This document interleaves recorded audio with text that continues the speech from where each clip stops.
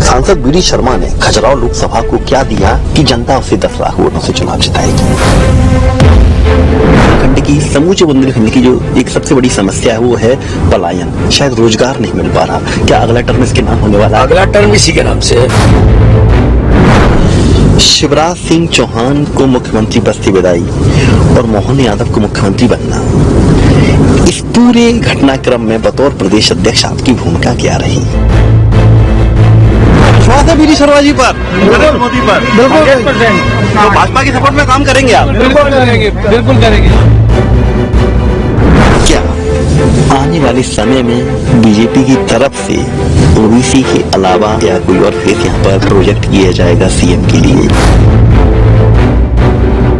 मजबूत हैं, इतने आश्वस्त हैं, सब कुछ इतना सकारात्मक है, तो फिर ये थोक के भाव में कांग्रेसियों को जो लाया जा रहा है, दल बदल किया जाए, सिर्फ कांग्रेस ही नहीं बल्कि अन्य दल के लोगों को भी जो मतलब भाजपा में लाया जा रहा है, तो उस पर क्या कहेंगे?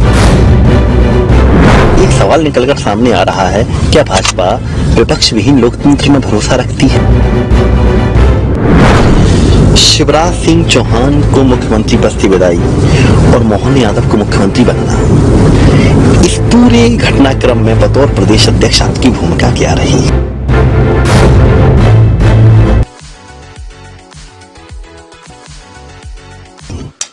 एक दिन बीडी शर्मा जी के साथ। नमस्कार, आप देख रहे हैं पंजाब केसरी और मैं हूं आपके साथ हेमंत चतुर्वेदी। और चुनाव के कवरेज दर कवरेज में आज हम आ पहुंचे हैं देश की सबसे हाई प्रोफाइल सीट में से एक खजुराहो लोकसभा क्षेत्र में। यहाँ पर हमारे साथ मौजूद है इस सीट पर बीजेपी के प्रत्याशी बीडी शर्मा जी। नमस्कार। नमस्कार हेमंत जी, आपका स्वागत है। पूरा दिन हमें इनके साथ रहना है, अलग अलग पहलुओं से वाकिफ कराएंगे। यहाँ रहकर क्षेत्रीय चुनाव प्रचार संभाल रहे हैं अपनी सीट पर, इसके साथ पूरे प्रदेश की कमान को भी संभाले हुए हैं, मॉनिटरिंग कर रहे हैं। अलग अलग विषयों पर बात होगी, लेकिन शुरुआत अभी कर लेते हैं नाश्ते की टेबल से। अब नाश्ता सामने लगा है, तो अभी खाने में क्या ले रहे हैं? हेक्टिक शेड्यूल है काफी आपका भी। हेमंत जी देखिए, शुरुआत तो सुबह से हो जाती है जी, लेकिन अभी निकलना है, तो इसलिए आज घट स्थापना है जी, और माँ का आशीर्वाद लेकर के आज का दिन प्रारंभ हो रहा है। नवदुर्गे के पर्व, शक्ति की आराधना का पर्व है। तो आज अभी नाश्ते में मैं जनरली स्प्राउट्स, पोहा, उपमा और अभी आज डोसा भी बनाया है। बिल्कुल हल्का फुल्का। तो ऐसी चीजें सुबह थोड़ा नाश्ते में लेकर के फिर निकलते हैं, फिर दिन भर रात तक चलेगा। जो कार्यकर्ता खाते हैं, हमने इससे पहले भी कवरेज किया था, ये खाना ये वही खाते हैं जो कार्यकर्ता खाते हैं, जो बाकी के तमाम लोगों को बनता है। तो लगातार अपने इस चुनावी अभियान को आप निर्वहन करेंगे और हम आपके साथ साथ आप जो दिन भर में एक्टिविटी रहेगी, हमारी कोशिश रहेगी कि पंजाब केसरी मेरे तक पहुंच जाए। तो नाश्ता करने का समय देते हैं इनको, थोड़ी देर बाद फिर मिलते हैं आपसे।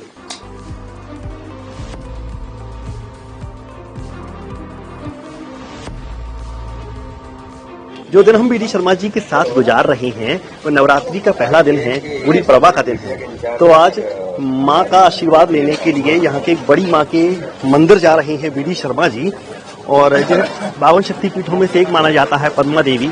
तो वहाँ चलते हैं, पूजा पाठ कैसे करेंगे, फिलहाल अपने लोगों से जो समर्थक हैं उनसे मुलाकात कर रहे हैं, आगे चलते हैं।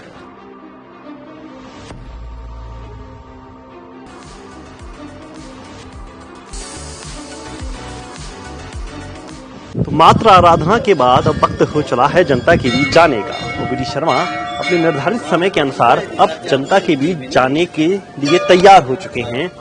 जनता के बीच जाएंगे, किस तरीके से इससे संवाद करेंगे, क्या बातें कहेंगे और कैसे उनका चुनाव अभियान चलेगा, आज पूरे दिन हम आपको बताने के लिए आपके साथ साथ चल रहे हैं।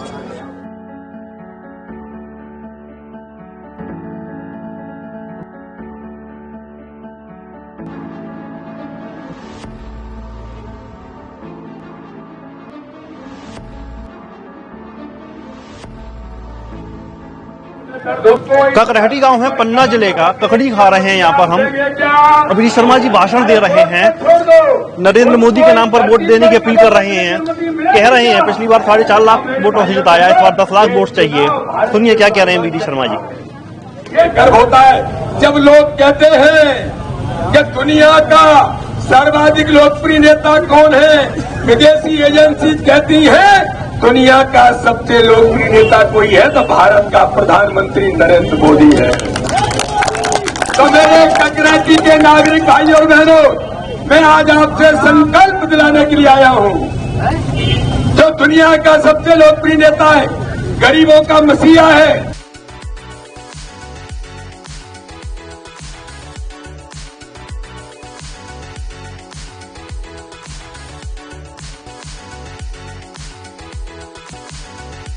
संकल्प है कि मोदी जी ने मेहनत इसलिए कर रहे हैं कि इस बार रिकॉर्ड तौर पर मोदी जी का समर्थन जनता अपार समर्थन के साथ करना चाहती है। इस बार हर बूथ पर भारतीय जनता पार्टी 75 से 85% वोट लेकर के इतिहास कर दी। एक सवाल और यहाँ पर अपने सवालों को पूछना जारी रखेंगे। इस बार जो एनडीए अलायंस के थे वो दौर से बाहर हो गए, बीडी शर्मा के भाग्य ने काम किया है या फिर सेटिंग है? देखिए, बीडी शर्मा न कभी सेटिंग करते, हम तो लड़ने में विश्वास रखते हैं। आमना सामना होता है तो हमें तो और ताकत आती है, और ये जो भाजपा का कार्यकर्ता है ना, इनकी ताकत ही हमारी ताकत है। दोपहर के लगभग 12 बज चुके हैं, सूरज बिल्कुल आसमान पर आ चुका है और इस वक्त बीडी शर्मा की चुनावी सभाओं का दौर जारी है। ऐसी कई नुक्कड़ सभाएं वो अब तक कर चुके हैं और लगातार ये दौर जारी रहने वाला है। पूरे दिन हम उनके साथ बने रहेंगे, पंजाब केसरी पर आप भी बने रहिए, देखते हैं कि क्या होगा। माननीय प्रधानमंत्री नरेंद्र मोदी जी के नेतृत्व में ये केवल प्रधानमंत्री बनाने का चुनाव नहीं है, ये केवल सांसद बनाने का चुनाव नहीं है, ये चुनाव तो देश के अंदर आगामी 2047 में ये भारत विकसित भारत बनेगा, इसके लिए प्रधानमंत्री मोदी जी को तीसरी बार प्रधानमंत्री बनाने का चुनाव है। ये जगह है पन्ना की देवेंद्र नगर। यहाँ पर चाय की चुस्कियों के बीच समोसे खा रहे हैं बीडी शर्मा, और यहाँ पे अभी कुछ समय पहले एक घटनाक्रम देखने को मिला, काफी रोचक कह सकते हैं राजनीति के लिहाज से। यहाँ पर तमाम मुस्लिम सदस्यों ने बीजेपी की सदस्यता ली, साथ ही बीडी शर्मा को चुनाव जिताने का संकल्प भी लिया। शर्मा जी, एक के बाद एक ऐसी तस्वीर आ रही है जो हैरान कर रही है। अब मुस्लिम लोग जुड़ गए हैं आपसे, समर्थन कर रहे हैं भाजपा का। देखिए, प्रधानमंत्री जी ने देश के अंदर हमें कहा सबका साथ सबका विकास, और इसमें माननीय प्रधानमंत्री ने जोड़ा सबका विश्वास। हर समाज वर्ग का विश्वास आज प्रधानमंत्री मोदी जी पर है। अल्पसंख्यक समुदाय के भाई और बहन भी जब उनसे बात होती है तो ईमानदारी से वो कहते हैं हमारे जीवन में बदलाव आया है तो प्रधानमंत्री मोदी जी के नेतृत्व में ही आया है। गरीब कल्याण की योजनाएं जो हर गरीब का जीवन बदल रही हैं, तो प्रधानमंत्री मोदी जी ने किसी के साथ ये नहीं किया कि इनको मिलेगा इनको नहीं मिलेगा। ये तुष्टीकरण का काम देश के अंदर कांग्रेस करती रही जो खत्म हो रही है, लेकिन प्रधानमंत्री मोदी ने कहा सबका विश्वास, और आज इसका परिणाम देखने को मिल रहा है। अल्पसंख्यक भाई और बहनें भी भारतीय जनता पार्टी को प्रधानमंत्री मोदी जी के नेतृत्व में आ रहे हैं और मोदी जी को प्रधानमंत्री बनाने के लिए वो भी संकल्प ले रहे हैं। क्या चाचा विश्वास है बीडी शर्मा जी पर, मोदी पर? बिल्कुल 100%। तो भाजपा की सपोर्ट में काम करेंगे आप? बिल्कुल करेंगे, बिल्कुल करेंगे। और जो लगातार एक हवा चलती रहती है कि जो मुस्लिम वोट है वो बीजेपी से रिलेट नहीं कर रहा, उसके बारे में क्या कहोगे? क्या बदलेगा, वो मनसा बदलेगी? इस बार जो है हम लोगों ने तय किया 400 पार करके ही रहेंगे।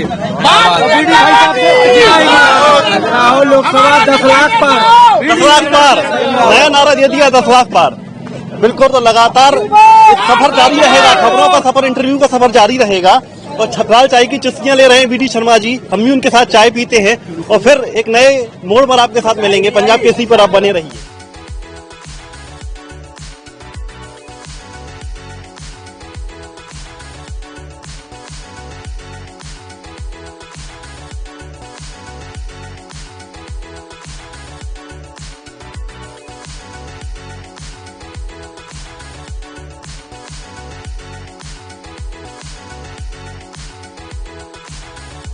लगभग शाम के 4:30 बज चुके हैं। दिन भर की भागदौड़ के बाद अब वक्त हो चला है खाना खाने का। बीडी शर्मा जी कार्यकर्ता के घर अपने तमाम कार्यकर्ताओं के साथ खाना खा रहे हैं। अपनी पुरानी बात को हम आगे बढ़ाएंगे। आपने कहा था कि लगभग विपक्ष इस समय गायब हो चुका है, हालांकि पार्टी उस चीज को एक्सेप्ट नहीं कर रही और लगातार मेहनत कर रही है, आप भी मेहनत कर रहे हैं खजुराहो लोकसभा से। लेकिन एक नाम सामने आ रहा है राजा भैया का, और सुनने में आ रहा है कि जो इंडिया अलायंस है वो उसको अपना समर्थन दे रही है। उनके बारे में क्या कहोगे? किसी भी भैया को देखिए, देश के अंदर, प्रदेश के अंदर, खजुराहो के अंदर जनता ने तय कर लिया है कि प्रधानमंत्री मोदी जी को तीसरी बार प्रधानमंत्री बनाना और प्रधानमंत्री ताकत के साथ बनाना, प्रचंड बहुमत के साथ। और इसलिए इस बार का चुनाव प्रधानमंत्री मोदी जी को पुनः प्रधानमंत्री बनाने का चुनाव। वो चैलेंजिंग होंगे आपके लिए कि नहीं होंगे अगर इंडिया अलायंस साथ आ जाता कौन है? कोई जानता भी नहीं कौन है वो तो आरोप लगा रहे हैं कि आप प्रशासनिक मशीनरी का दुरुपयोग कर रहे हैं। ऐसा कभी होता है क्या? ये जो कांग्रेस या इस प्रकार के जो लोग हैं दिन भर झूठ ही बोलते हैं और झूठ बोलने में ही चले गए, इसलिए मैदान छोड़ के भाग गए। तो इसलिए ऐसे लोग जिनके पास कुछ होता नहीं है तो अपने आप को आगे बताने का प्रयास करते हैं। इसलिए हमें किसी की चिंता नहीं है, हमें तो आनंद आता कोई लड़ता तो। कोई लड़ेगा तो हमें आनंद आएगा। तो यहाँ पर हम चर्चा को विराम दे रहे हैं और लगातार अपनी इस चर्चा को जारी रखेंगे।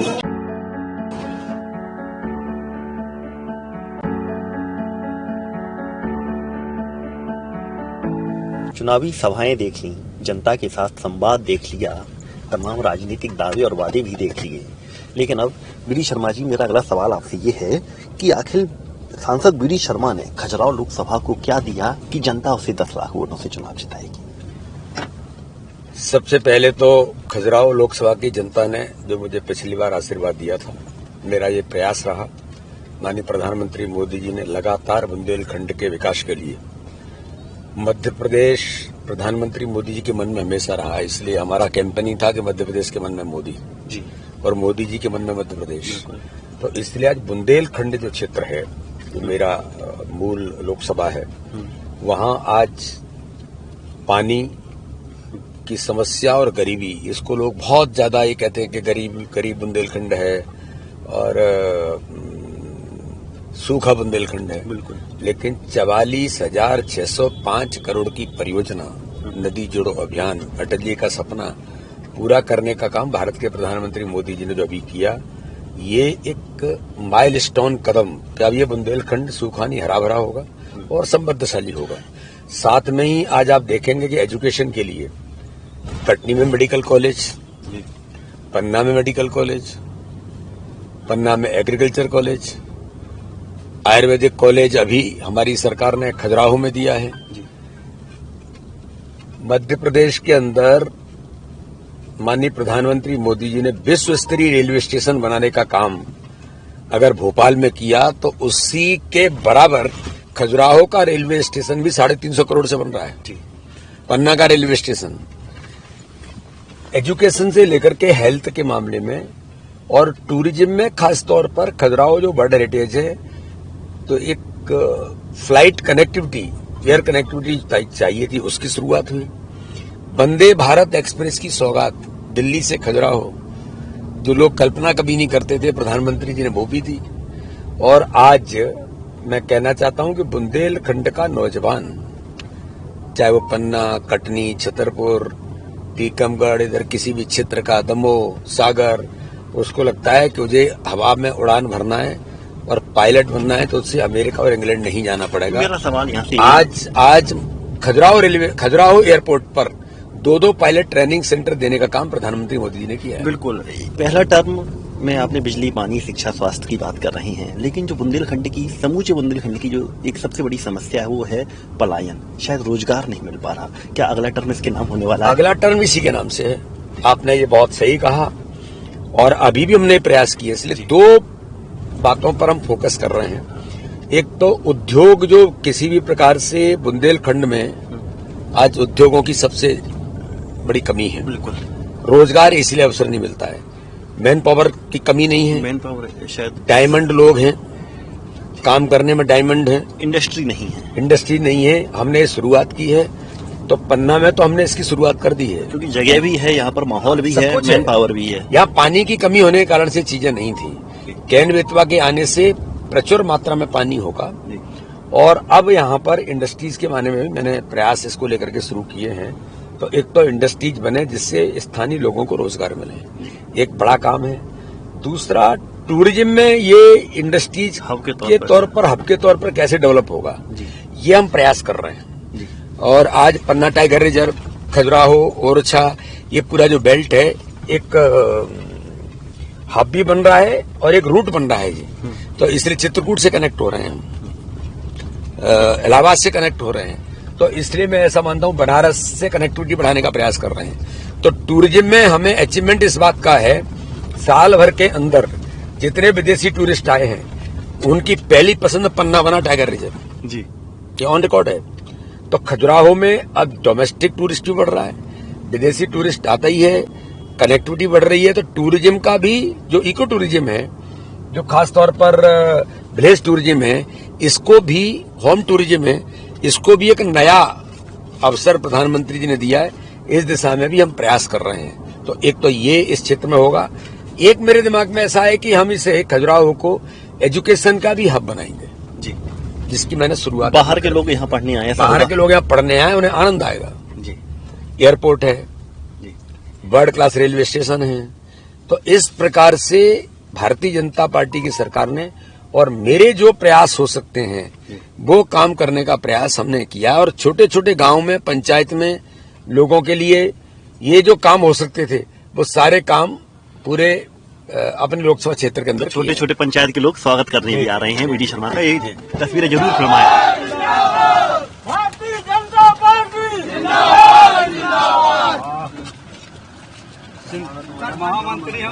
भाई साहब, बागरी जी सरपंच साहब। वीडी शर्मा जी का जो स्वागत आपने देखा, ये बसपा प्रत्याशी का गांव था जिस वक्त इनके खिलाफ चुनावी मैदान में उतरे हुए हैं। तो इस तरह का समर्थन लेकर आगे बढ़ रहे हैं शर्मा जी, और हमारा इंटरव्यू अब आगे की ओर लगातार बढ़ता जा रहा है। मध्य प्रदेश की राजनीति, एक राजनेता नहीं बल्कि मैं समझता हूँ एक राजनीतिक विश्लेषक के तौर पर आप भी इस बात को समझते होंगे कि मध्य प्रदेश की राजनीति एक तरीके से ओबीसी आधारित हो गई है।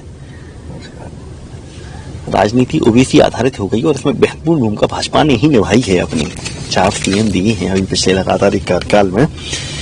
क्या आने वाले समय में बीजेपी की तरफ से ओबीसी के अलावा कोई और चेहरा फेस या कोई और फेस यहाँ पर प्रोजेक्ट किया जाएगा सीएम के लिए? देखिए, मैं ऐसा मानता हूँ हेमंत जी, ओबीसी बेस्ड राजनीति का विषय नहीं है। देश के अंदर प्रधानमंत्री मोदी जी के नेतृत्व में आज सबका साथ, सबका विकास, सबके विश्वास के मंत्र पर हर समाज वर्ग को प्रतिनिधित्व मिलना। अब मोदी जी ने महिलाओं को फोकस किया है, 50% आबादी है, क्यों नहीं G20 के अंदर कंसेप्ट आया वुमेन लीड डेवलपमेंट, महिला आधारित, महिला नेतृत्व आधारित विकास। अब ये कोई सामान्य सोच नहीं है, ये एक लंबी सोच है। तो प्रधानमंत्री ये सोचते हैं कि ये जो जातिगत राजनीति करने वाले लोग, क्षेत्र की राजनीति करने वाले लोग, राजनीतिक क्षेत्र में विद्वेष फैलाकर राजनीति करने वाले लोगों को जवाब इसी प्रकार दिया जा सकता है कि जब हम सभी समाज वर्ग को प्रतिनिधित्व देंगे तो लोग जो है उन्हें ये विश्वास होगा कि भारतीय जनता पार्टी एक सबका साथ, सबके विकास के मंत्र पर काम कर रही है। और इसमें भाजपा को सफलता माननीय मोदी जी के नेतृत्व में मिली है। अमित शाह जी का कुशल रणनीतिक तैयारी जो चुनाव की होती है, तो इसलिए सभी समाज वर्गों का प्रतिनिधित्व है। अब मैं प्रदेश का अध्यक्ष हूँ और डॉक्टर मोहन यादव हमारे मुख्यमंत्री हैं, शिवराज सिंह चौहान पहले थे। तो भाजपा में कोई ऐसा नहीं है कि केवल वर्गों के आधार पर सोचते हैं। भाजपा में समाज में समय के अनुकूल किन बातों की जरूरत है उसके अनुसार भारतीय जनता पार्टी सोचती है और हर समाज वर्ग को प्रतिनिधित्व मिले। तो ये प्रयास भारतीय जनता पार्टी ने हमेशा से किए हैं। जी, तो फिलहाल आप स्वागत करवाइए इन लोगों से।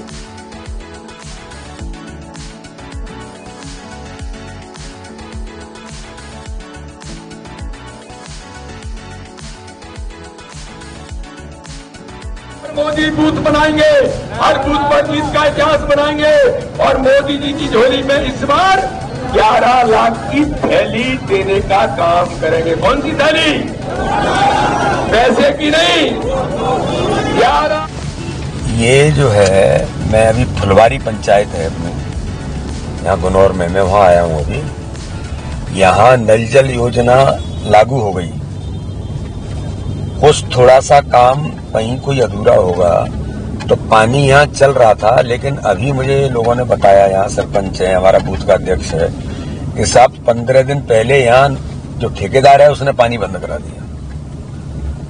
तो भाई जितना कंप्लीट हो गया है उतना कर, अब उसके कारण से बाकी लोग भी प्रभावित हो रहे हैं, थोड़ा बहुत कुछ बचा होगा।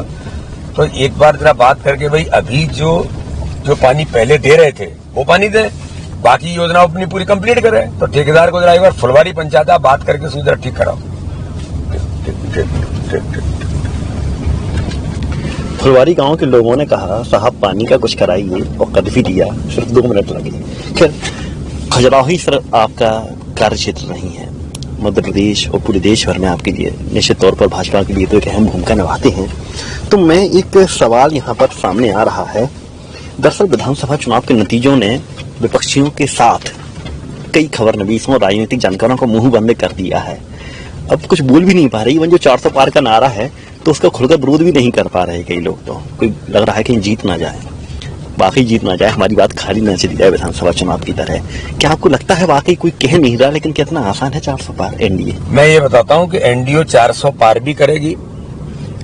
भारतीय जनता पार्टी प्रधानमंत्री जी ने जो हमें टास्क दिया 370, इस बार हम 370 से ऊपर बीजेपी जाएगी। मुझे तो ऐसा लगता है कि बीजेपी अकेली 370 से भी ऊपर जा सकती है, जिस प्रकार का वातावरण देश के अंदर बना है। मैं देख रहा हूं हेमंत जी, आप कल्पना नहीं करेंगे, आपने भी देखा होगा आज नेचुरली अपने मन से हम कोई प्रयास नहीं कर रहे, सारे दलों के लोग और जो सामाजिक लोग भी हैं, अच्छे डॉक्टर हैं, अच्छे सामाजिक कार्यकर्ता हैं, अलग अलग प्रकार के जो लोग हैं, खिलाड़ी हैं, डॉक्टर्स हैं, ये सब भारतीय जनता पार्टी में मोदी जी के कारण से आना चाहते हैं। उनको लगता है कि मोदी जी जो काम कर रहे हैं ये आज तक के इतिहास में कभी हुआ नहीं, और मोदी जी ने भारत को आज भारत बना दिया है। तो इसलिए ये जो माहौल बना है उस माहौल से तो मुझे लगता है कि जैसे मध्य प्रदेश में 29 की 29 सीटें तो जीतेंगे, ये तो पक्की बात है, लेकिन सीटें कितने बहुमत से जीतेंगे ये हमें आवाज दिखाई दे रहा है कि दल छोड़ छोड़ के भाग रहे हैं। मेरी लोकसभा के अंदर तो कांग्रेस छोड़ दी पहले, फिर सपा को उन्होंने दिया, सपा भी छोड़ के भाग गई। उस पर चर्चा करेंगे आगे अभी हम। तो इसलिए इस बार का वातावरण प्रधानमंत्री मोदी जी को पुनः प्रधानमंत्री बनाने का जनता का संकल्प है, जनता चुनाव लड़ रही है। एक सवाल में यहाँ पर वो सवाल निकल कर आया है। अभी एमपी के एक बहुत ही सीनियर ऑफिसर हैं, उनसे मेरी चर्चा हो रही थी व्यक्तिगत चर्चा में, नाम यहाँ कोड नहीं कर सकता। उन्होंने कहा था कि 5 से 6 सीटों पर अदृश्य शक्ति चुनाव लड़ रही है, मतलब कांग्रेस ने बाकी सीटों पर विड्रॉ कर दिया, शायद खजुराहो भी उनमें से एक है, बहुत बड़ी कई सीटें इनमें से एक है, लेकिन कुछ सीटें ऐसी हैं जहां पर वो पूरे जोर से चुनाव लड़ रही है, बोल नहीं रहे। उसमें आदिवासी सीटों का नाम लिया था, दिग्विजय सिंह की राजगढ़ सीट का नाम लिया था, और भी 2-4 सीटें ऐसी हैं। क्या उसको लेकर आप तैयार हैं? देखिए, दिग्विजय सिंह हो या छिंदवाड़ा में कमलनाथ हो, कांतिलाल भूरिया या कांतिलाल भूरिया हो, कोई भी हो, हम इस बात को लेकर के आश्वस्त भी हैं और हम चुनाव प्रत्येक बूथ पर लड़ रहे हैं। हमें भ्रम नहीं है, हम हवा में नहीं है। और हमारे प्रधानमंत्री, हमारे अमित शाह जी, माननीय नड्डा जी कभी इस बात को नहीं कहते। हमें हर बूथ पर चुनाव लड़ना है, और हर बूथ पर चुनाव लड़ते हुए इन सीटों में सब जगह पर पहले भी परचम फहरा था, केवल छिंदवाड़ा बचा था। तो मैं आपको विश्वास दिलाता हूँ हेमंत जी, इस बार छिंदवाड़ा में परचम फहर चुका है। आज का जो वातावरण कहता है, हमें इसमें कोई दो राय नहीं है। हम कार्यकर्ता की ताकत और मेहनत के बल पर, मोदी जी का नेतृत्व है, गरीब कल्याण की योजनाओं की ताकत है, हम जीतेंगे छिंदवाड़ा भी, 29 की 29 सीटें जीतेंगे। अगर इतने मजबूत हैं, इतने आश्वस्त हैं, सब कुछ इतना सकारात्मक है, तो फिर ये थोक के भाव में कांग्रेसियों को जो लाया जा रहा है, दल बदल किया जाए, सिर्फ कांग्रेस ही नहीं बल्कि अन्य दल के लोगों को भी जो मतलब भाजपा में लाया जा रहा है, तो उस पर क्या कहेंगे?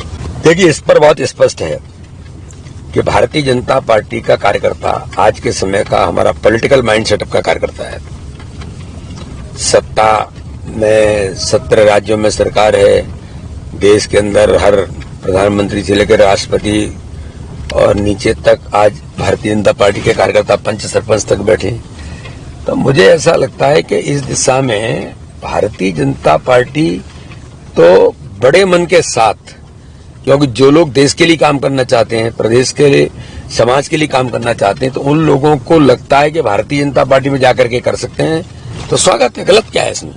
और जनता आ रही है और अच्छे मन से आ रही है, अच्छे लोग आ रहे हैं। तो इसलिए मैं ऐसा मानता हूं कि ये सारे लोग भारतीय जनता पार्टी को ज्वाइन करके अपनी देश और समाज के लिए भूमिका निभाना। एक नुक्कड़ सभा और आ गई है। एक सवाल और अभी यहाँ पर हम चर्चा को जारी रखेंगे कि इन तमाम नेताओं को एडजस्ट कैसे किया जाएगा जितने लोग आ रहे हैं। देखिए, जितने भी लोग आ रहे हैं वो बड़े मन के लोग हैं। भारतीय जनता पार्टी में भी बहुत योग्यता के आधार पर सोच समझ करके चीजें होती हैं, तो इसलिए यहाँ कोई चिंता नहीं है। जो आ रहे हैं आकर के काम भी करेंगे और आज जहां आवश्यकता होगी उनको अवसर मिलेंगे।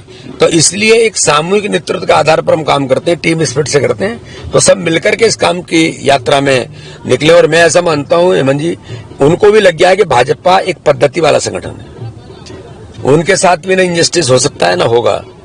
और हम मिलकर के काम करते हैं, टीम स्पिरिट काम करते हैं। इसलिए एक टीम है भारतीय जनता पार्टी जिस पर हम काम कर रहे हैं। बिल्कुल। अभी फिर कुछ लोग समर्थन या अपने नेता का स्वागत करने के लिए यहाँ पर खड़े हुए हैं। सूरज निकला था तब घर से निकले थे और अब सूरज ढलने की कगार पर पहुंच चुका है, लेकिन यहाँ पर अभी नुक्कड़ सभाएं खत्म होने का नाम नहीं ले रही, जनसंपर्क खत्म होने का नाम नहीं ले रहा है। एक सभा खुद ही खत्म करके एक बार फिर से पीडी शर्मा जी हमारे साथ यहाँ पर आ चुके हैं। सवाल दल बदल को लेकर चल रहा था, अपनी चर्चा को वहीं शुरू करेंगे। लोगों के मन में बहुत सवाल है, मतलब मेरे मन में भी व्यक्तिगत तौर पर एक बार सवाल मैंने और आपसे पूछा था, लेकिन आपने गोल गोल घुमा दिया था। अब जरा बताइए, कमलनाथ जी का क्या सीन था? उनको लिया क्यों नहीं लिया, टांग के रखा, क्या बात है? मामला समझ में नहीं आ पा रहा। उनके बेटे ने तो अभी तक कांग्रेस नहीं लिखी अपने नाम के पीछे। देखिए, ये कमलनाथ हो या उनका परिवार है, एक तो ये परिवारवादी राजनीति से ग्रसित है। दूसरा, देश के अंदर कमलनाथ जैसे लोगों के ऊपर इतने गंभीर आरोप हैं कि भ्रष्टाचार से लेकर मध्य प्रदेश के अंदर तो वो कमलनाथ करप्शन नाथ बन गए। और एक नहीं, मध्य प्रदेश की सरकार थी तब, कैबिनेट में मंत्री थे तब, चाइना के साथ गठजोड़ करने से लेकर कैसे लाभान्वित करना, ये कई प्रकार के आरोप, सिख दंगों से लेकर, जो मैं कभी कहूं तो वो गलत नहीं होता है, मैं इसको गंभीरता से कहता हूं कि कमलनाथ जैसे लोगों के हाथ तो खून से सने हुए हैं, ये देश जानता है। और आप बचने का प्रयास करते रहे, लेकिन देश इसको गंभीरता से जानता है। इसलिए ऐसे लोगों को भारतीय जनता पार्टी में लोग आ रहे हैं, अन्य दलों के आ रहे हैं, सामाजिक लोग आ रहे हैं, लेकिन कुछ ये भी देखते हैं कि भैया कौन क्या है और कैसा है। कमलनाथ पर तो आरोप लगा दिए, लेकिन नकुलनाथ, क्या उनकी एंट्री बंद है? वो भविष्य में आ सकती है? देखिए, मेरा ऐसा मानना है कि भारतीय जनता पार्टी का नेतृत्व जो सोचता है, समय के अनुसार हमारी क्या जरूरत है, उसके अनुसार हम निर्णय करते हैं। लेकिन अच्छे लोग आए, कांग्रेस में भी या अन्य दलों में भी अच्छे लोग काम कर रहे हैं, तो अच्छे लोग आए, ऐसे अच्छे लोगों को जोड़ने का काम भारतीय जनता पार्टी प्रयास करती है। कल की खबर है, अजयगढ़ और धर्मपुर, दो पूरे ब्लॉक यहाँ आपकी लोकसभा क्षेत्र में बीजेपी में शामिल हो गए हैं, मतलब दायरा बढ़ा रहे हैं। एक सवाल निकलकर सामने आ रहा है, क्या भाजपा विपक्ष विहीन लोकतंत्र में भरोसा रखती है? नहीं, भाजपा विपक्ष विहीन लोकतंत्र में भरोसा नहीं रखती। भाजपा एक स्वच्छ लोकतंत्र में विश्वास करती है। भाजपा देशभक्त लोकतंत्र में विश्वास करती है। आप विपक्ष के नाते से राहुल गांधी देश के इतने बड़े दल के नेता बनते हैं और भारत को बदनाम करने के लिए विदेश में जाकर के झूठ बोलते हैं, इसके लिए विपक्ष चाहिए क्या? अटल बिहारी वाजपेयी विपक्ष में रहे हैं और सालों तक रहे हैं, तब तो हमारे 2 सांसद होते थे। लेकिन देश के मामले में कोई कह दे कि भारत को बदनाम एक शब्द कोई निकल जाए, तो ये कांग्रेस का चरित्र और विपक्ष का जो इंडी गठबंधन है, ये ठगों का गठबंधन है। ये ठग है सब, एक परिवार तक सीमित है सब। तो इसलिए विपक्ष नहीं है ये। हम तो चाहते हैं कि सार्थक विपक्ष खड़ा हो, नेचुरली चीजें आए, उस पर चर्चा हो, बहस हो संसद के अंदर। लेकिन केवल झूठ बोलना, केवल भारत को बदनाम करना।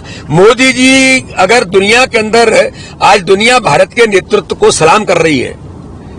दुनिया में लोग कहते हैं कि दुनिया का सबसे बड़ा, अगर आज के समय में सबसे बड़ा नेता कोई है दुनिया का, ताकतवर नेता दुनिया का कोई है, लोकप्रिय नेता कोई है, तो भारत के प्रधानमंत्री मोदी जी हैं। तो भैया इसके लिए विपक्ष को भी खुशी होनी चाहिए कि हमारा देश का प्रधानमंत्री दुनिया का लोकप्रिय नेता है। इससे क्यों डरते हैं? मोदी जी को बदनाम करने के लिए व्यूह रचना रचते हैं। वामपंथी देश विरोधी ताकत दिग्विजय सिंह दिन भर झूठ बोलता है, दिन भर देश के खिलाफ काम करता है। तो ये ऐसे लोग हैं, इसलिए विपक्ष नहीं है, ये देश विरोधी ताकतों के साथ खड़े होने वाले लोग हैं, ये विपक्ष नहीं है। एक सार्थक विपक्ष आपको चाहिए, आपने कहा है। और इस समय अगर राजनीतिक तौर पर देखे जाए तो आपके मुख्य प्रतिद्वंदी माने जा रहा है जीतू पटवारी को, जो इन दोनों काफी ट्रोलिंग भी हो रही है उनकी, क्योंकि सबसे ज्यादा कांग्रेस उनके रहते टूट रही है, अध्यक्ष रहते। उनको सलाह क्या देंगे अगर आप सार्थक विपक्ष के देखना चाहते हैं? देखिए, सलाह तो मुझे देने का उनको, मेरा अगला इंटरव्यू जीतू पटवारी का ही है, तो उनको सलाह देने का मेरा कोई अधिकार नहीं है। मैं अगर सलाह दूंगा तो मैं अपने दल के, मेरे अपने कार्यकर्ता उसको दूंगा। लेकिन इतना जरूर है कि जीतू पटवारी भी मध्य प्रदेश में जिस प्रकार से वो बोलना, जिस प्रकार से कुछ भी बातें करने का जो प्रयास कर रहे हैं, उन्हें कम से कम मध्य प्रदेश को समझ लेना चाहिए।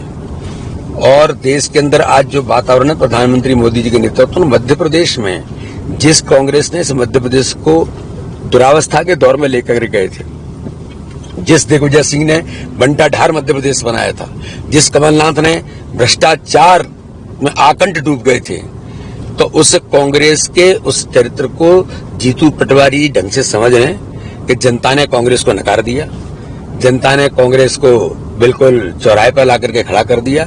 इसलिए अब चाहे लोकसभा हो, चाहे विधानसभा हो, चाहे कोई भी चुनाव हो, जनता भारतीय जनता पार्टी को आशीर्वाद देती है और जनता का प्रचंड बहुमत और आशीर्वाद मिल रहा है। चर्चा का रुख हम मोड़ रहे हैं। आपके क्षेत्र की बातें हो गई और विपक्ष की बातें हो गई, प्रादेशिक मुद्दों की बात हो गई है। अब कुछ और सवाल जो जनता के जहन में है। हम विधानसभा चुनाव के बाद पहली बार इंटरेक्ट हो रहा है आपका पंजाब केसरी से। एक सवाल मेरा यहाँ पर ये है, जो लोगों के जहन में अभी एक बहुत बड़ा कह सकते हैं कि क्यूरियोसिटी इसे कह सकते हैं, शिवराज सिंह चौहान को मुख्यमंत्री पद से विदाई और मोहन यादव को मुख्यमंत्री बनना, इस पूरे घटनाक्रम में बतौर प्रदेश अध्यक्ष आपकी भूमिका क्या रही? देखिए, मैं ऐसा मानता हूं कि भारतीय जनता पार्टी का हमारा जो नेतृत्व है, माननीय प्रधानमंत्री जी होंगे, माननीय अमित शाह जी होंगे, माननीय नड्डा जी होंगे, हमारा जो केंद्रीय नेतृत्व है, बहुत योजनाबद्ध तरीके से विजनरी नेतृत्व है जो सोचता है।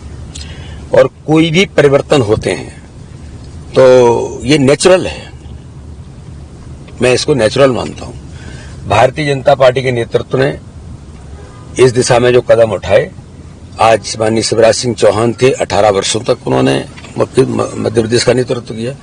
आज मोहन यादव कर रहे हैं, एक अच्छे कार्यकर्ता के नाते से भूमिका निभाई उन्होंने। तो इसलिए केंद्रीय नेतृत्व जो सोचता है वो आगे का विचार करके सोचता है। तो इस नाते से आज मोहन यादव जी नेतृत्व कर रहे हैं और भारतीय जनता पार्टी सामूहिक नेतृत्व पर विश्वास करती है और टीम स्पिरिट पर करती है। तो इसलिए जो जो काम उस समय आए होंगे, सामूहिक नेतृत्व और टीम स्पिरिट के साथ हमने मिलकर के किए होंगे। और आज भी हम आदरणीय मोहन यादव जी या हम सब मिलकर के अपने मध्य प्रदेश को, अपनी भारतीय जनता पार्टी को आगे बढ़ाने के लिए एक साथ मिलकर के ताकत से काम कर। कुछ लोग स्वागत का इंतजार कर रहे हैं आपका, उनसे मिल लीजिए, फिर अपनी चर्चा को जारी रखेंगे। सूरज के उगने के साथ शुरू हुआ सफर सूरज के ढलने के बाद भी बदस्तूर जारी है। अभी एक ग्राम सलेहा में हम सभा देख सकते हैं। कुछ समय आप देख सकते हैं अभी भी लोगों का जमावड़ा यहाँ पर लगा हुआ है। काफी देर हो रही थी तो हमने मंच पर ही यहाँ पे बीडी शर्मा जी को बैठा लिया है। कुछ क्वेश्चन उनसे बाकी हैं, लेकिन एक क्वेश्चन मेरी लिस्ट में नहीं था, लेकिन फिर भी मैं पूछना चाहूंगा, थकावट को कैसे रोकते हैं और कैसे इग्नोर करते हैं उसको? सुबह से शाम हो गई, रात हो गई। हेमंती जी, जब कार्यकर्ता का उत्साह और उमंग देखते हैं ना, तो यही हमें एनर्जी देता है और इसी से हम इस एनर्जी से काम करते हैं। इससे बड़ा बूस्टर डोज कोई नहीं है। जो कार्यकर्ताओं की ताकत और मेहनत है, इनका उमंग और उत्साह से ही सारी चीजें आगे बढ़ती हैं। पिछली चर्चा हमारी इस सवाल पर छूटी थी, मैं उससे एक सवाल आगे पुट करना चाहूंगा। अगर भाजपा इस बार 29 में से 29 सीटें जीतती है तो नो डाउट आप मध्य प्रदेश की राजनीति के महेंद्र सिंह धोनी बन जाएंगे। लेकिन आप खुद देखिए, काफी कुछ दे चुके हैं, मतलब बतौर प्रदेश अध्यक्ष के कार्यकाल में आपने इतना कुछ कर दिया है पार्टी के लिए। शायद रिकॉर्ड तोड़ पाना हर किसी के लिए इतना आसान नहीं होगा। 4 साल का कार्यकाल भी बीत चुका है, अब आगे क्या? भारतीय जनता पार्टी में हमेशा से हेमंत जी, हम एक विशेष कार्य पद्धति के ऑर्गेनाइजेशन है और हम सामूहिक नेतृत्व पर काम करते हैं। धोनी भी अगर खेलते हैं तो टीम स्पिरिट से खेलते हैं जी। तो भारतीय जनता पार्टी मध्य प्रदेश टीम भावना से हम मिलकर के काम करते हैं, तो जो भी काम है सामूहिकता के साथ, टीम स्पिरिट से, और उसी का परिणाम है कि मध्य प्रदेश के विधानसभा के चुनाव में कई प्रकार के परसेप्शन आने के बाद भी मध्य प्रदेश के कार्यकर्ताओं की टीम स्पिरिट ने आज तक के इतिहास का सर्वाधिक वोट से 49% लेकर के आए और 163 सीटें जीत करके इतिहास बनाया। लोकसभा में भी इस बार हमारा टारगेट है, जो प्रधानमंत्री ने 470 नए मत हर बूथ पर, आपने देखा होगा एक एक बूथ की कार्यकर्ता बात कर रहा है, चुनाव बूथ पर लड़ेंगे और 370 नए वोट बढ़ाएंगे और 58% वोट पिछली बार मिला था एवरेज पूरे मध्य प्रदेश का, अपनी लोकसभा में तो 65% मिला है। तो यहाँ का टारगेट तो 80 से 85% है, लेकिन मध्य प्रदेश के अंदर हम 58 से 10% बढ़ा करके 70 से 75% वोट शेयर बीजेपी को आए, ये हमारा टारगेट है। और कार्यकर्ताओं की ताकत है, प्रधानमंत्री मोदी की गरीब कल्याण की योजनाओं की ताकत है, गांव-गांव में, घर-घर में, और प्रधानमंत्री मोदी का नेतृत्व है। इस बार परचम 29 की 29 फहरेगी और कमलनाथ भी क्लीन बोल्ड हो गए हैं, मैदान छोड़ के भाग रहे हैं। जी, एक सवाल मैंने जो पूछना चाहता था, बीडी शर्मा जी कहाँ देखने को मिलेंगे? 4 साल का कार्यकाल का समय भी पूरा हो गया है। बीडी शर्मा जी अभी सलेहा में हैं, इसके बाद में जो अगली भूमिका, जिम्मेदारी भी अपने किसी और गांव के अंदर जाकर के जिम्मेदारी की बात चल रही किसी बूथ पर बैठे होंगे, क्योंकि हमें तो जो काम हमारा नेतृत्व तय करता है, भारतीय जनता पार्टी में संगठन में काम करने वाले कार्यकर्ता को जो काम सौंप दें उस काम को बेहतर करने का प्रयास, ये भूमिका रही है। इसलिए प्रधानमंत्री जी, राष्ट्रीय अध्यक्ष जी, अमित शाह जी, हमारा नेतृत्व जो तय करेगा क्या काम करना है। हाँ, संतुष्ट मन है कि अपने कार्यकर्ताओं की ताकत के बल पर मध्य प्रदेश में इतिहास बनाए और लोकसभा के चुनाव में भी मोदी जी के नेतृत्व में इतिहास बनाए। तो जो मिला उससे संतुष्ट हैं। एक बहुत छोटा सा सवाल, अंतिम प्रतिक्रिया, राजनेता नहीं होते तो क्या होते? राजनेता नहीं होते तो मैं तो एक किसान का बेटा हूँ, मैं खेलता भी बहुत अच्छा हूँ, मैं वॉलीबॉल का बेस्ट जोन से यूनिवर्सिटी प्लेयर रहा, एथलेटिक्स में मैं अपने रीजन का, अपनी यूनिवर्सिटी का 100 मीटर, 200 मीटर, 400 मीटर का चैंपियन रहा, मैं एनसीसी का सी सर्टिफिकेट धारी हूँ, मैंने सीडीएस देने का प्रयास किया था, लेकिन हिंदी माध्यम नहीं था, अंग्रेजी के कारण से मैं गांव का विद्यार्थी था तो उलझ गए जी, नहीं तो सेना में जाने की इच्छा थी, तो कुछ तो करते। लेकिन पिताजी माताजी का आशीर्वाद था कि उन्होंने कहा कि जाओ, जो करो वो अच्छा करो। जब फुल टाइम में निकले तो एक बात कही थी, जो करना है वो अच्छा करना है, बस उसी अच्छे करने पर अच्छा कर ही रहे हैं, बहुत अच्छा कर रहे हैं। तो सुबह से लेकर शाम तक का पूरा दिन हमने बीडी शर्मा जी के साथ गुजारा। सिर्फ लोकसभा चुनाव और उनसे जुड़ी मसले ही नहीं, बल्कि उनकी राजनीतिक जीवन से जुड़े कई ऐसे सवालों के जवाब भी निश्चित तौर पर आपको मिले होंगे जो शायद कहीं और देखने को और सुनने को नहीं मिले हों। तो शर्मा जी, आप हमारे साथ पूरे दिन रहे और तमाम सवालों का जवाब दिया, आपका बहुत बहुत शुक्रिया। धन्यवाद हेमंत जी, और आपका बहुत धन्यवाद कि आज आपने दिन भर हमारे साथ निकाला और क्षेत्र की जनता को भी आपने देखा किस प्रकार का उमंग और उत्साह है। बहुत बहुत धन्यवाद। तो बिल्कुल, पंजाब केसरी का इंटरव्यू आपको कैसा लगा कमेंट करके हमको बताइए, और बीडी शर्मा जी से जुड़ा और क्या सवाल आपके जहन में है वो भी हमको बताइए। निश्चित तौर पर हम तमाम सवालों का जवाब आप तक पहुंचाएंगे। और पंजाब केसरी पर अब आप किसका इंटरव्यू देखना चाहते हैं कमेंट करके हमको जरूर बताइए। फिलहाल इस पेशकश में इतना ही, आप हमारे साथ बने रहिए। नमस्कार।